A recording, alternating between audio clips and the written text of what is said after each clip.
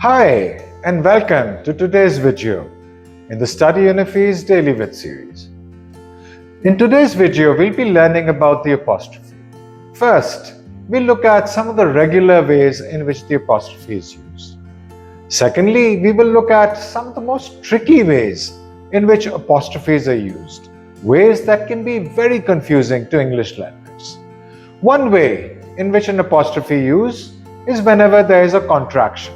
It is becomes its, and when it is contracted, the apostrophe is used, as you can see.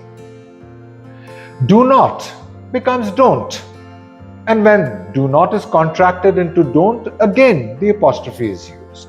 This is one way of using an apostrophe that almost every English learner will be familiar with.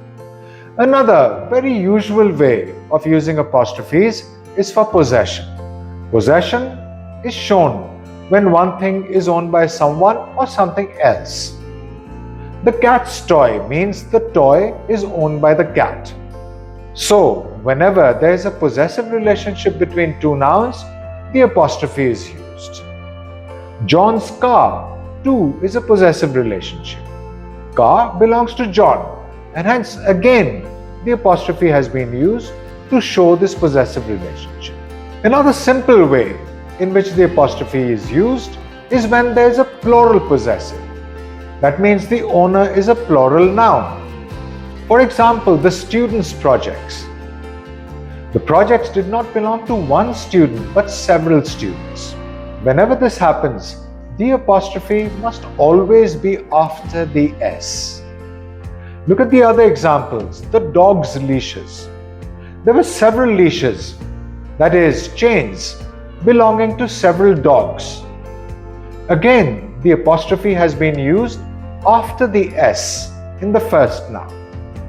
So whenever there is a plural possession, put the apostrophe after the S. Now things start to get a little complicated.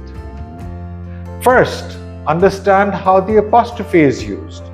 Also listen carefully for the pronunciation of the noun. The first example, the actress's performance was exceptional. Here the noun ends with two S's. However, it is a singular noun. Whenever this happens, always add another S and put the apostrophe just before it, as you can see on the screen. Listen again for the pronunciation.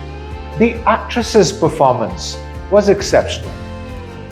Another example of a singular noun that ends with two S's is the word boss. Look at the example. My boss's office is on the 5th floor. Here, the possessive has simply been shown by adding a third S with the apostrophe just before the third S.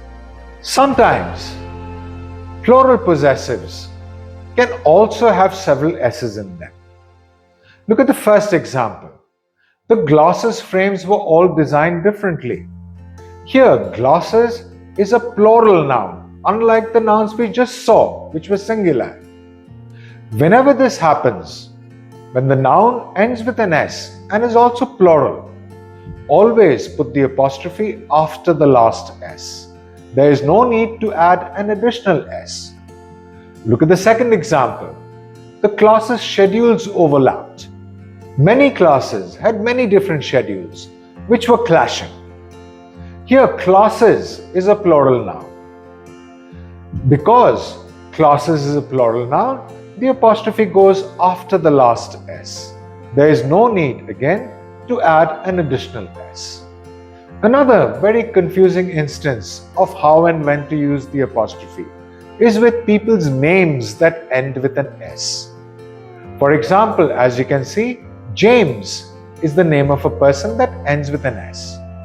Listen carefully to the pronunciation, but first understand that if a person's name ends with an S, to add the possessive, simply add an apostrophe and then another S.